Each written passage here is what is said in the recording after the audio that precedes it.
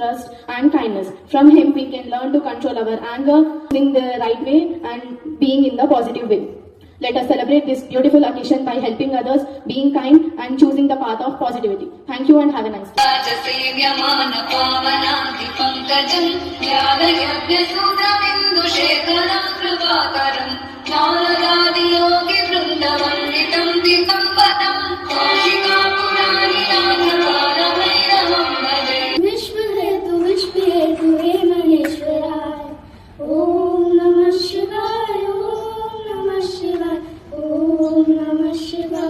శివరాత్రి పర్వదినాన్ని అందరూ సుఖశాంతులతో జరుపుకోవాలని ప్రార్థిస్తూ అందరికీ శివరాత్రి పండుగ శుభాకాంక్షలు.